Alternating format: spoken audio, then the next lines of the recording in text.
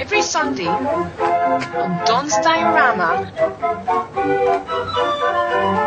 journey into the unknown, venture into the bowels of the rabbit hole with some verbal diarrhea at 9 p.m. to 10 p.m. BST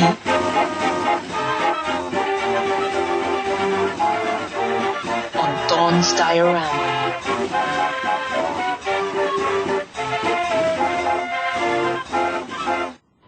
Good evening and welcome to Don's Diorama. Well, it's a slightly different Don's Diorama. And the date, I believe, if somebody could help me out here, is Sunday the 30th. How could I forget that? Especially when I had a murder mystery show last night, which I'd been preparing for the last couple of months. Things have been a bit crazy, so I decided, hey, let's just throw the rule book out and just do a totally unplanned show. So there's nobody being interviewed tonight. So the lines will be open. I really should have had them handy. At Bob's Backyard, you can Skype Bob's Backyard, or you can call 0161 298 0298 if you want in. I have a couple of things I'd like to talk about first before I throw it around, because the crew have joined me, obviously. Some members of the crew anyway. And before I actually go into what I want to talk about, I'm just going to go around who's joined me tonight. So first of all, we've got the old faithful Bob's Backyard, Dark City Radio. Couldn't do it without him. Reese Titchener, who does a permaculture show on a Friday night on the Dark City. Sarah, who does the I Am show on Dark City on a Tuesday night. We also have the lovely Lee from Spain, who is often on the Rick Simpson show, and he helps out in the background as well. Sparky is, so your name threw me there, Chris, who's on the Resistance News with Bob Earthwise on a Saturday night and sometimes jumps in on the odd Dark City show. And we have a new member of the crew, Miss Hazel, who's been on a lot of Rick Simpson shows, I believe. Correct me if I'm wrong. But also, she's starting to come on to the Dark City shows, and she kindly agreed to join me tonight, along with the crew.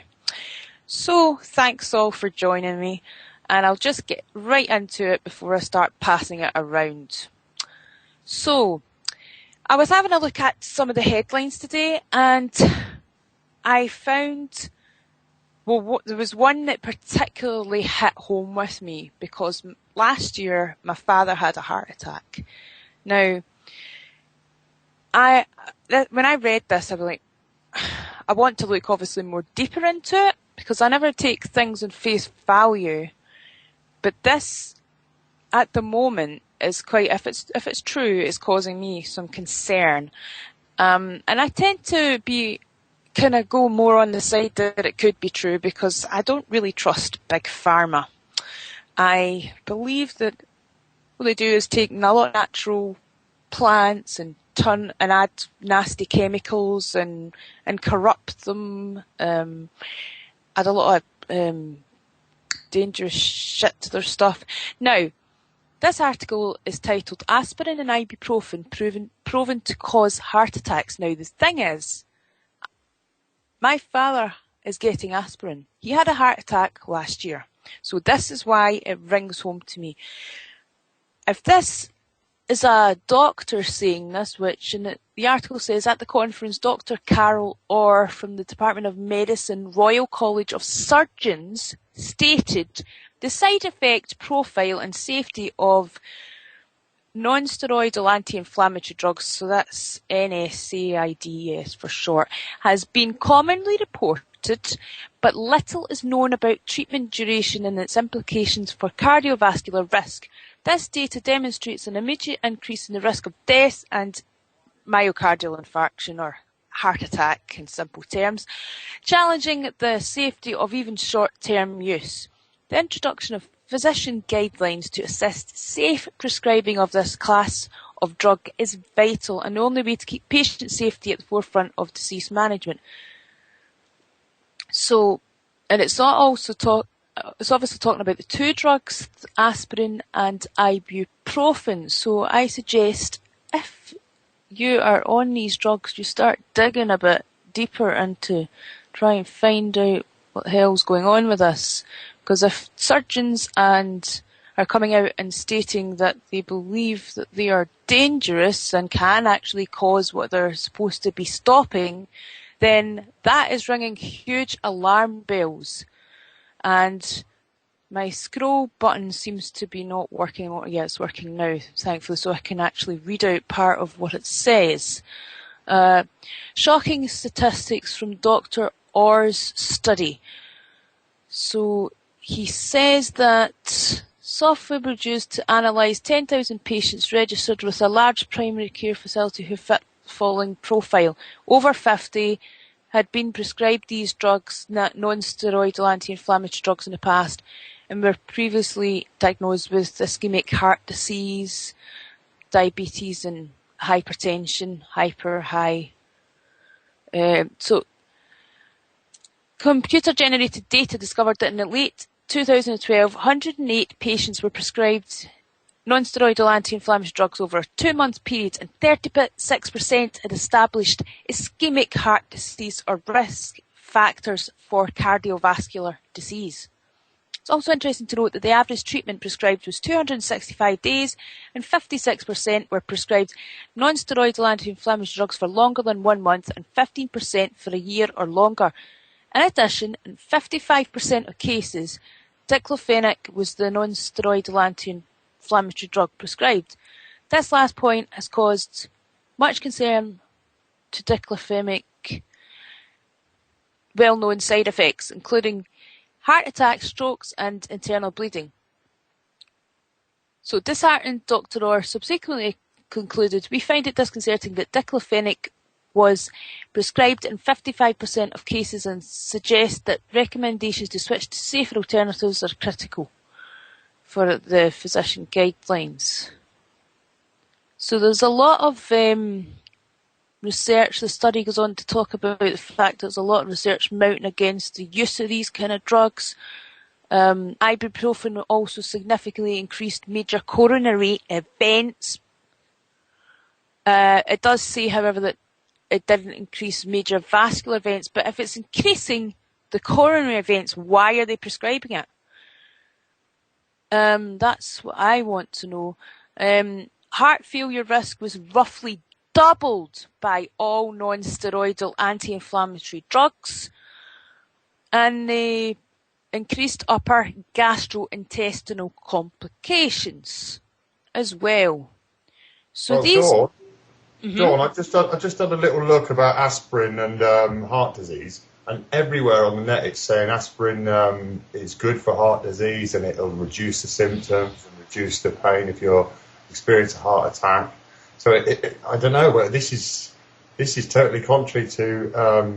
Yeah, and it's. I mean, if it was just like a journalist saying this, I'd be like, maybe not. I would be a bit more sceptical. But the fact is, it's a surgeon coming out and saying this makes me think, hang on a minute, hang on a minute.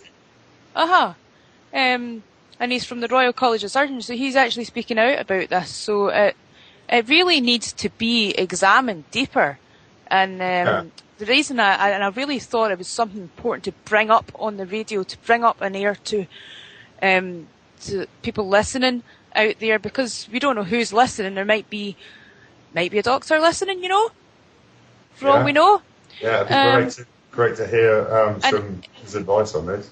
Absolutely. So if there is any doctors out there who want to ring in, if there is any surgeons or anybody in nurses, anybody in the medical professions, or they want to ring in about this and give their views, and if anybody wants to come on and be anonymous and expose stuff that's going on with the pharmaceutical industry, you're more than welcome to join us.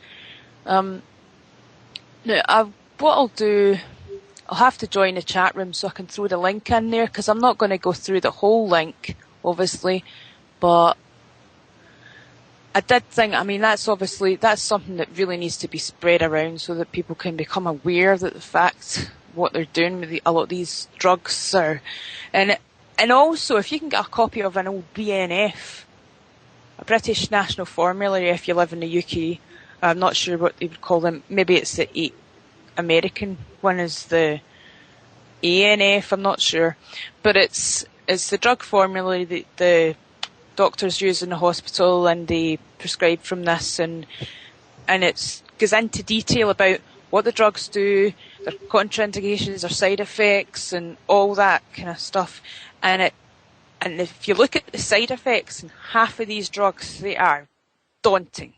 They are, anything from liver failure. And okay, I know that right away things like that don't always happen, and some people are more susceptible, and some people have weaker immune systems, and some people maybe have pre-existing diseases, and it would lead to. But at the end of the day, there is a higher incidence here being discussed. There is a higher incidence of heart problems and people taking drugs to stop the heart problems, or maybe not stop the heart problems, but to reduce the, and try and help them. If it's supposed to be trying to help them, then it shouldn't be giving them heart attacks. It shouldn't be giving them something that's going to give them a heart attack. They better take nothing if that was the case. So yeah, if somebody want to jump in there, so I wasn't. Paul. It says on this article I'm looking at on Wikipedia that aspirin was discovered in 1863, but by bear with me. Who was it discovered by? Oh, I've lost it now. Well, while you're doing that, Jan-Erik Hansen's just joined us as well. He's been on my show before, and we talked about Secret Society. So, hi, Jan. Glad you joined us. Good evening. Yeah, just doing a Dark City style show. So, it's Dawn's Diorama, but it's a Dark City style kind of show. So interesting topic. Yeah, Dawn, it seems aspirin was discovered by Charles Frederick Gerhardt of the Bayer company in 1853. That's a pharmaceutical company, Bayer. Yeah, Bayer. So, good old Bayer, GMO Bayer, pharmaceutical. There's definitely a direction there to have a little bit of researching in. IG Farben is important to mention. Oh, yeah. Here's an idea to throw at you. Nasty pharmaceutical companies making profits from making people sick. Of course. Yes. Scum. We are human capital, and they have to get the revenue from us. Here's one to throw at you, an idea. It's getting multiple people to take aspirin daily. But isn't aspirin, if I'm not mistaken, is it acylic acid? It is an acid, and they're actually making people to, maybe they're acidifying the blood purposely. Yes. Oh yeah. That really wouldn't surprise me. Especially when they're suppressing things like cures for cancer and stuff like that. We know cancer only exists in acidic blood. Yep, that's right. Bicarbonate soda, I believe. Chris mentioned was it Chris that mentioned to me about using that? Yeah, I use that to brush my teeth. Because that makes your blood alkaline. I just presume that I'm getting alkaline in my system every day. I've cut down on my sugar. Sugar, we've researched and found that sugar feeds cancers. I think Paul. Sorry, I think Paul wants in. I don't know if it's just me, but I'm not really surprised that doctors are prescribing pharmaceuticals that kill people.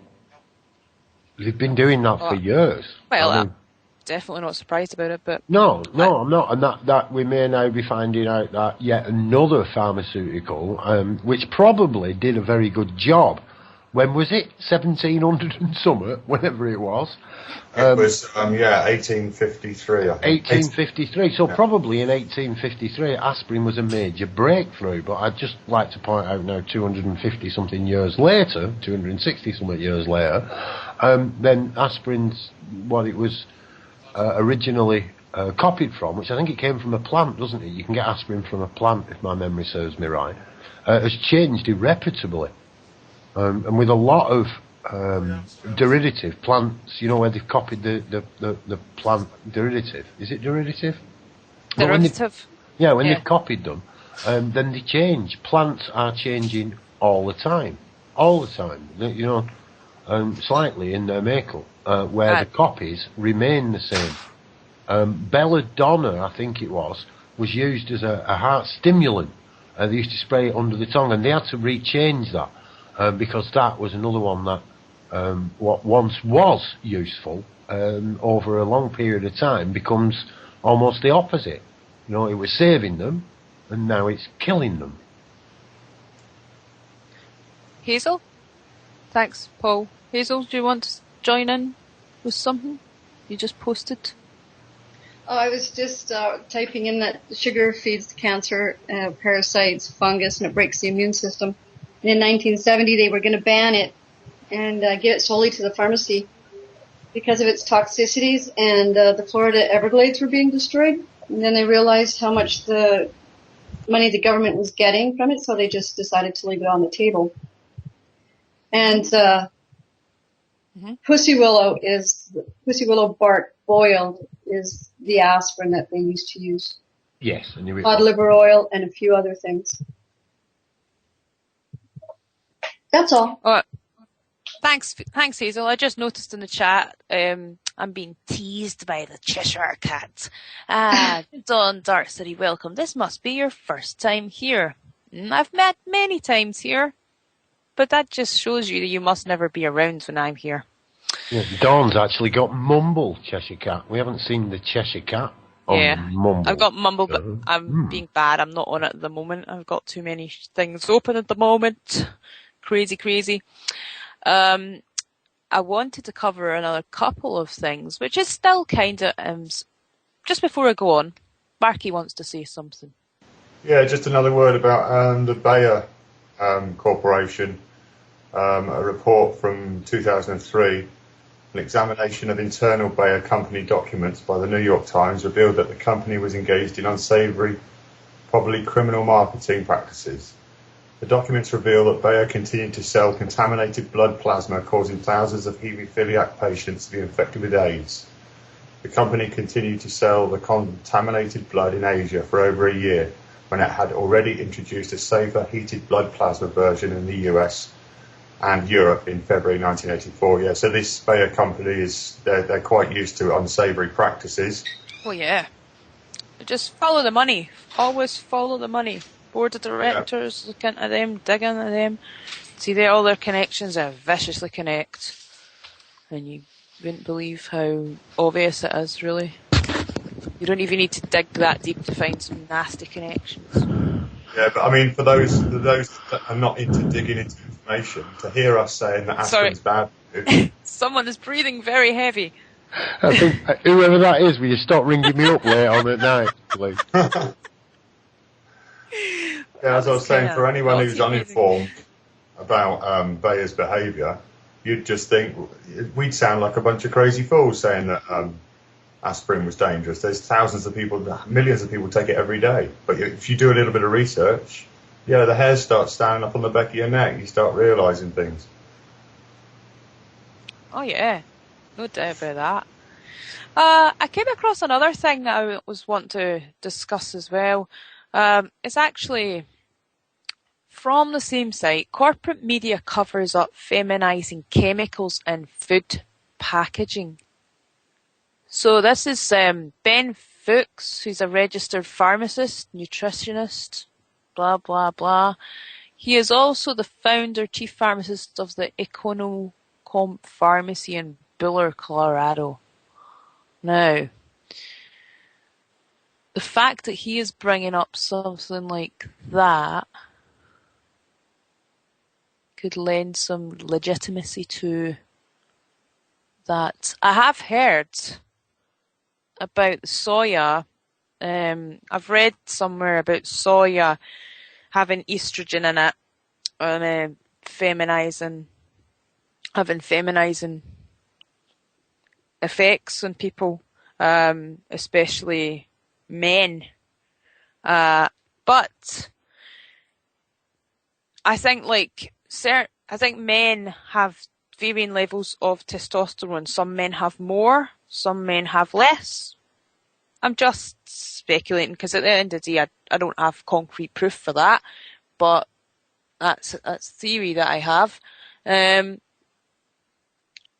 it would make sense that they are trying to feminize men. Is that corn like the corn vegetarian meat supplement stuff you're talking about? Or are you talking about... I'm just going to drop the link in here and in the chat room. 2 seconds. So there's the link there. But yeah, if anybody wants to throw anything in about that, then feel free. Try to find the chat room so I can throw it in there as well. I'm just looking in the chat room. Sorry guys, I've been kind of jumping all over the place looking at things. So, I just noticed Norman says, Surgeon General recommends following food colour for mayonnaise. The Saw Doctors, the green and red of male. Interesting. That's in the chat room if anybody wants to have a look. And also, it did trigger my memory of something else that I wanted to go. Yes, I remember now. The UK Parliament happens to be banning GMO food in their canteens. All food served in the UK Parliament must not contain genetically modified organisms. But yet, many of the politicians are pushing GMOs on the people. So yeah, I probably missed that one, Norman, because I'm kind of multitasking at the moment. So yeah, like if you, Zemdy, got any thoughts on that? Do you want to call in? Feel free. Bob's Backyard, Dark City Radio, the Skype, and 0161 It's got a 2980298. Yes, Sparky. Say with that information about the GMO in is it the House of Parliament? Go on, was it the Houses of Parliament? Was it the Houses of Parliament? Yes. Yes, the UK Houses of Parliament. I can't quite think of what needs doing, but it's got to lead to some bit of activism, that, hasn't it? Like a freedom of request, or I'm not sure where to take this, but that is such a... I've got the link, I'm just digging strong it out. bit of evidence to throw back at the powers that be. Yeah, it's Natural News. Excuse me, I'm struggling a bit coming to a conclusion on what to do with it. I'm just throwing it in the chat room first, and then I'll throw it into the Skype for you guys. So, there you go. I mean, I wonder what have they published any reasons why they've made that decision? What have they found something out about GMO food? Have they? What's their research that's brought them to that decision? That's a good question. And if we could get that public, then because if they're banning GMOs, then it automatically would suggest they don't want to eat GMOs. Why do they not want to eat GMOs, but yet they want us to eat GMOs? We know from the research that's already been done, we know in our hearts and minds, we know that GMO is bad. It's nasty. There's a lot of information out there exposing the practice, what it goes through to become genetically modified, and all the fertilizers and crap that they're spraying, and what it does to insects, leaking their guts out, I mean, if it's doing that to an insect, what's it doing to your insides, really? At the end of the day. But if we could get them to admit their exact reasons for behaving like this, then we could throw that straight back at them. As to why the GMOs shouldn't be anywhere. Oh, right, I've just found something in the article. Patterson, who regularly dines on only the highest quality non-GMO fare at fancy Parliament restaurants like the Portcullis House and Pavilion Buffet, ooh la la, is quoted as blaming starvation in third world countries and widespread rejection of GMOs in the UK and elsewhere. Yeah. Ah, same old. The 1% talking about starvation when they've got more than enough money to solve the problem. I wonder if we could get our Dave Matthews to write a ask for freedom of information request. I believe he's good with the paperwork. That would be good. That would be really good. Yeah, definitely. I mean, everybody should bombard Parliament with freedom of information requests. Because if it's not good enough for them, then it shouldn't be good enough for us. Because if they don't want to take it, then they're worried about their health from taking it, then why should we take it? Yeah. Why should it be forced on us? Especially all the, I mean, you look at the ingredients, and if you can't grasp what is in something, to me that's a bad sign. If you can't read it, then if you can't pronounce it. Exactly. I'd be sceptical about it. I'd want to know what exactly is going into my food. Golden rule, if you can't pronounce it, don't put it in your mouth.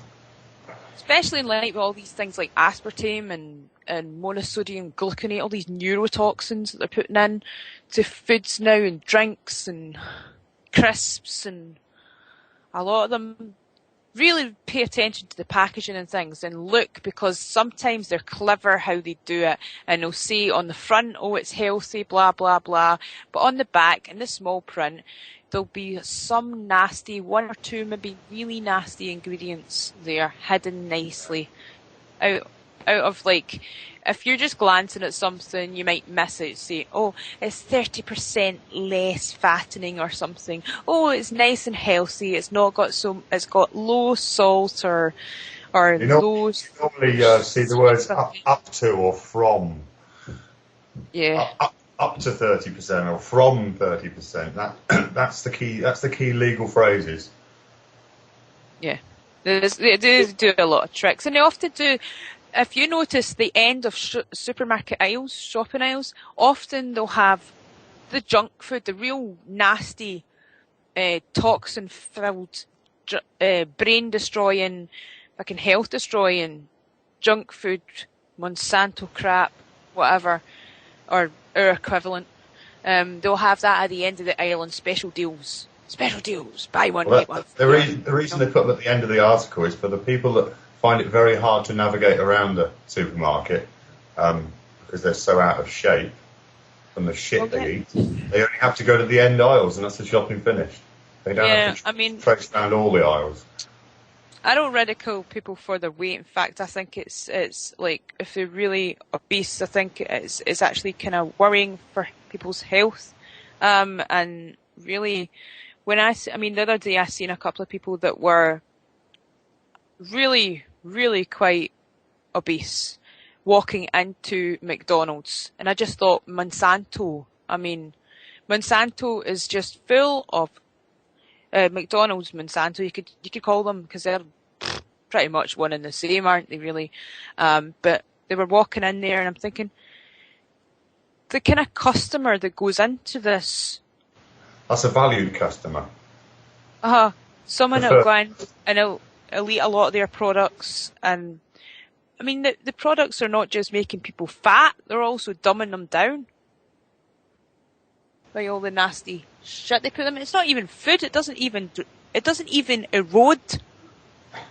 It's got to be addictive though, because these people keep going back. It's full of sugar and salt and artificial flavourings to con people into thinking it is food when it's not. Do you know what? I don't even think it's down to... Sorry. Yeah, Lee, you know, go I on. don't even think it's down to the food. It's all about the magic that's cast upon them in the shop itself.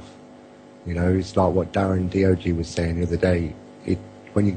Doesn't say entrance above a shop door. It says entrance, and you're put under a spell. That they spend thousands on music.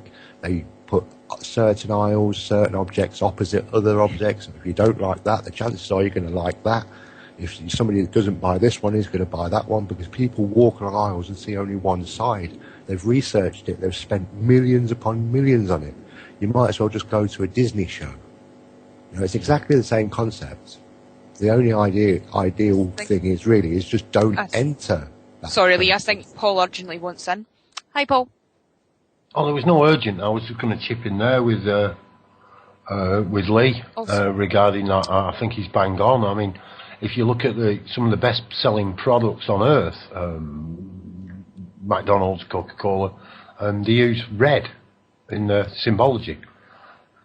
If you put a red bulb over a till behind a bar in a pub, your takings will go up. It is there. It is magic in a sense that people can be triggered. So as far as I get it, it's what you line up with. I agree with what Lee's saying, definitely. They're entranced before they go in the place. I mean, you've got the complete opposite of it now. I mean, if parents don't take the children to McDonald's, at least at the weekends, then they're not being good. They're not treating their children. I mean, look what we're asking them to do. We're programming our kids to eat shit, and that's a good parent. I mean, it's completely backwards. So they're definitely entranced. I totally agree with it. But it's also what we line up with. If you were against it, what we're actually flowing with, what we're agreeing to actually have in our lives and go along with it. I think you can go a lot further down the rabbit hole than McDonald's and the likes of Coca-Cola. The symbology that's used on loads of stuff, Nike, the Royal Banks of Scotland and so forth. Yeah, and just have a look around you. They're using symbols, they call them logos, magical symbols, to attract people into their business. That's what they're doing. Now, if you do that, it's called occult magic. It's like, really? It's exactly the same. Logo design is built doing exactly the same way as you would create a magical symbol. It really is. There's no difference about it at all. Exactly the same methodology. But like I say, if business does it, that's perfectly all right. If you do it, you're demonic and you're a cult. Yeah, some good points there. Thank you. Now, Reese, I believe you wanted to share something with us tonight as well. Oh, sorry. There was something you wanted to bring up. Yeah, I was just in the middle of eating a rice cake. It's gone. It's okay. Yeah, well, it's just really taking it back down to kind of the basic level of yourself and looking after yourself and kind of, your health and everything. Am I there? Yeah, sorry, I think I moved away from the microphone. So I had the great pleasure to go to this most amazing garden. It was absolutely phenomenal. It was totally magical. And he got hundreds of herbs there, this guy, Winston, and he was so knowledgeable. He took me around the garden and he was just, saying, yeah, this is that, you use this for that, I'll take this for that, and, health is that thing where you take responsibility for yourself in the first instance, and it's connected to food as well, because if I do get ill, the first thing I'll do is change my diet or adapt my diet and use food to improve my health, and it generally works. So, like I was saying to you earlier, so this whole web of connections form now with this guy I've met with this garden, which he also wants to use to give cuttings to other people, so other people can have herbs and then share this knowledge of preparations and things people can use to keep themselves healthy. And I met another herbal woman, so there's all these connections going off as well as these lovely herbs that I can use all the time to look after myself. So, yeah. Well, wouldn't they now say that that's witchcraft? No. Well, of course. Are you paying the government? Are you paying the church a levy? Yeah.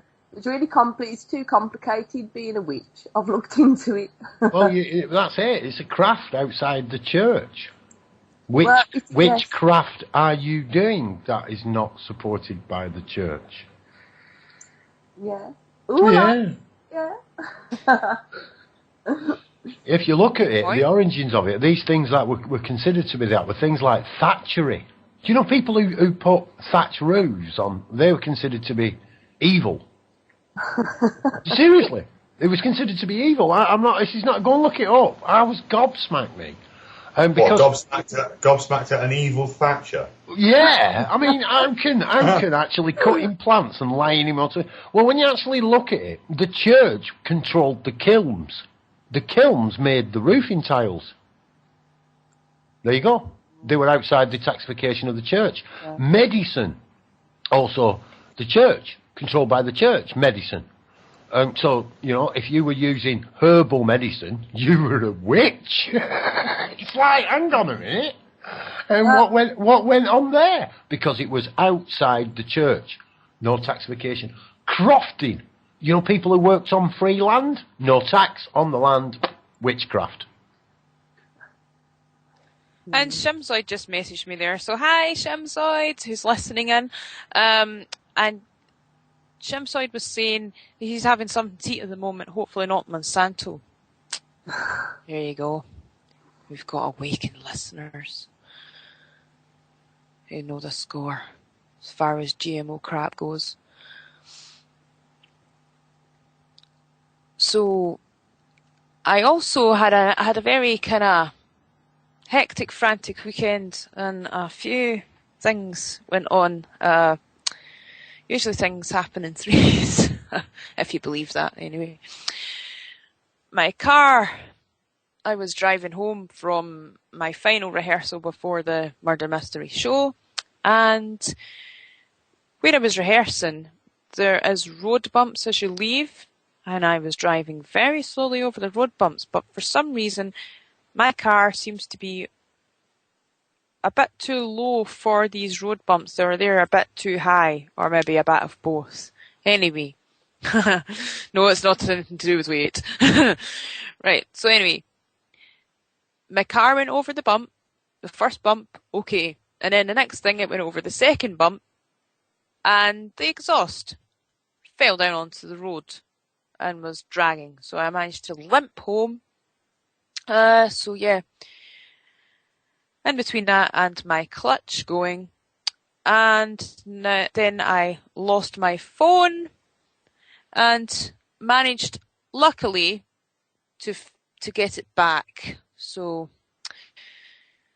yeah, I had a bit of an eventful weekend, to say the least. It's a great murder mystery show. I had a great time. And natural remedies, we were talking about. I've been talking about herbs there. Nyrese was talking about herbs. So I was looking into a little bit, not too much, but there is a couple of things I do. One of them is whenever I feel really bunged up, whenever my breathing's not very good because my nasal passages are bunged up or whatever, I find that a glass of warm water with a few drops of lemon, some organic honey or local honey, and organic cider vinegar, like maybe about half a tablespoonful. You don't need that much. Mix it all in a small glass with hot water and then drink it. But the thing is, because vinegar is acidic, you don't want to drink a lot of it all the time. You don't want to do this all the time. So I tend to do it maybe once or twice a week. I'll have that, and if I'm really bunged up, and it automatically clears my tubes. Another thing that's really good is apparently is turmeric. I did find an article earlier on about 20 there's at least 20 benefits, or might be more, of using turmeric now. I'll see if I can dig it out. Oh, I think I've got it here.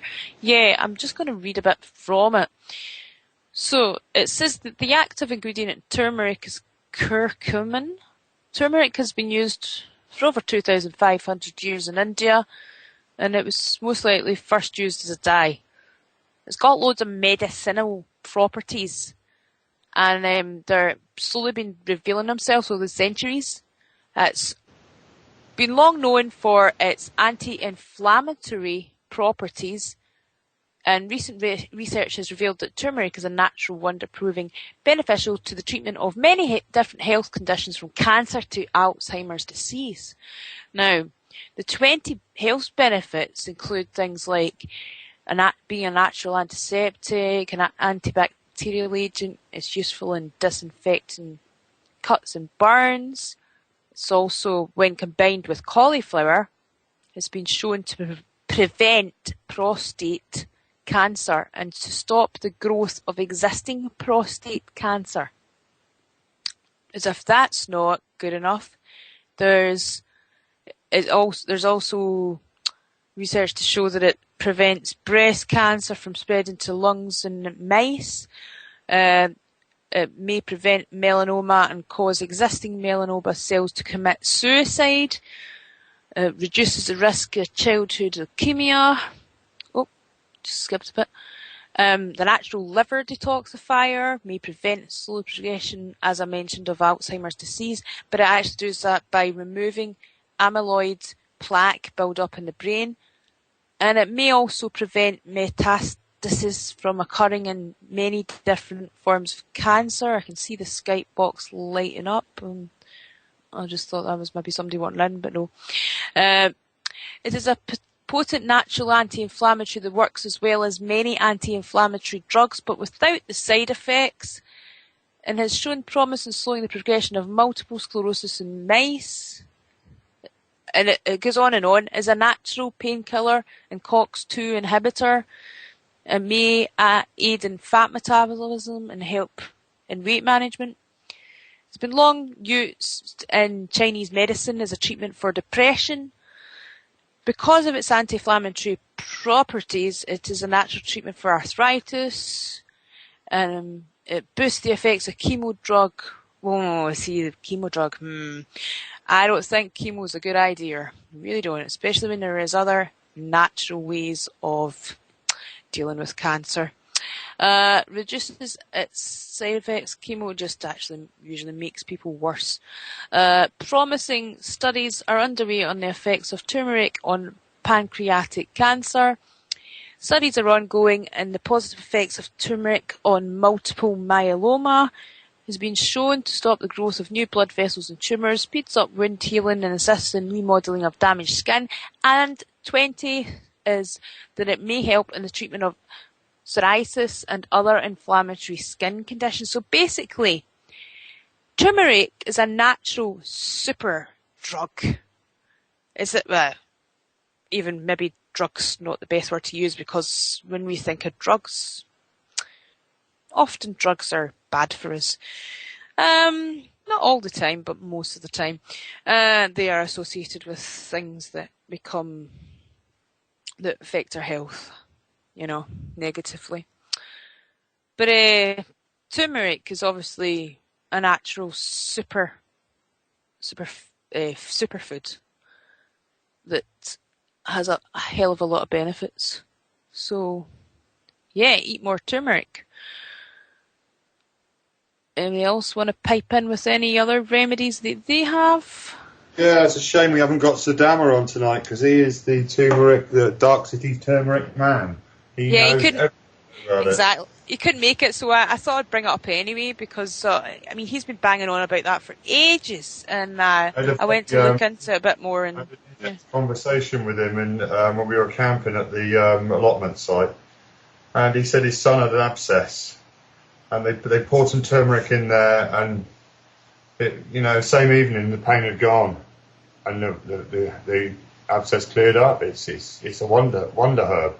Is it a herb? A spice? Spice. One spice, yeah. Yeah, I just thought I'd drop that in. Nice. Yeah. I think sage is good for your memory as well. Sage is supposed to help with that, and peppermint's good for bloating. If you're feeling bloated, you using even like a candy cane, if you crush it up, you don't need a lot of it. Apparently it can ease your intestinal distress, and because it basically, the mint activates an anti-pain mechanism that soothes any inflammation in your gastrointestinal tract. So there is so many. I mean, the thing is, a lot of these things aren't really getting much press attention. All of these natural cures, you have to look for them. You have to Do you know what you have to do, sometimes, because, yeah. Do you know what you have to do? You have to ask the old Dawn, I think Paul wants to come in and say something. Yeah, hang on, let Leo finish and then I'll Yeah, so you have to ask the old people, them wrinkly buggers, because they knew, they used it. It's just forgotten knowledge. That's all it is, mate. Absolutely, yeah, because they've got a lot more experience of using natural remedies. But oral tradition of the Western world. So we're going to get Paul in, and then you can talk next night race after Paul. Sorry. All right? Sorry. No, it's all right. I'm just trying to get in. That burst out to me then. Oh, it's all right. Yeah, I don't mind. I don't mind it. I don't mind people. I can always jump in or not. I'm happy to do that. No, that's fine. One I was going to mention was catnip. It was used by the Victorians to while away the worries of life, and that's the leaf when it's smoked, and that's catnip.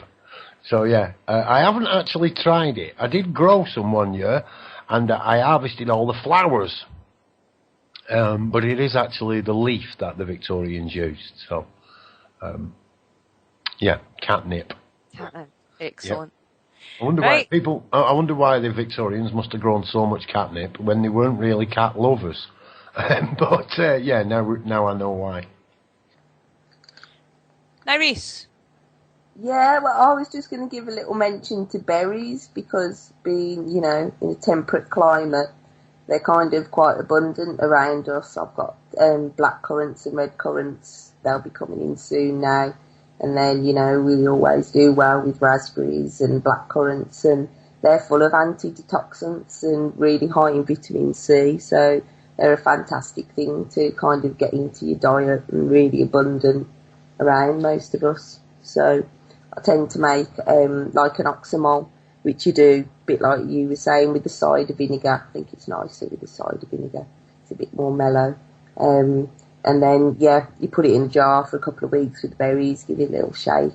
And then you can almost use it like a natural lemsip, top it up with hot water. But it's really nice on salad as well, especially on winter salad with peppery leaves. So, yeah, that's a really kind of easy thing you can just get in your diet that will benefit you a great deal, I would say. And there's also other things like thyme. It apparently is good for your breathing. The antioxidants apparently in thyme might alleviate respiratory ailments like bronchitis, according to studies, and keep your breathing easy even when you're not sick. And nutmeg for swelling. A spice may have anti-inflammatory properties. And there's something called anise, which is apparently quite good for digestion. It's used to help with stomach issues. It actually relaxes the gastrointestinal muscles. So there's a few things. And also cinnamon for blood sugar. Like 1 teaspoon daily can lower blood sugar levels and possibly help to prevent or control diabetes. So even if you've got diabetes, it can be good to take that, because obviously you need to keep your blood levels under control. Blood sugar levels, I should say.